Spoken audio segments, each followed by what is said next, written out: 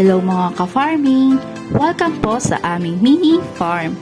For today's video, mag-harvest po ang aking binang tatay ng aming mga kalamansi at patola. Madami po kasi kaming mga order ngayong araw, kaya medyo busy po ang aming tatay. Napakasipag po ng aming tatay at maliban po dyan, siya rin po ang nagtanim ng aming mga kalamansi at patola. At syempre po, katuwang na din po ang aming bidang super nanay. Makikita niyo naman po na malalaki po ang bunga ng aming mga kalamansi. Dahil po yan sa mga pataba na nilagay ni tatay.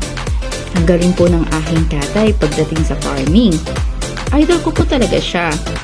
Bukod pa sa masipag, matalino pa. Maraming salamat sa panonood. Until our next vlog.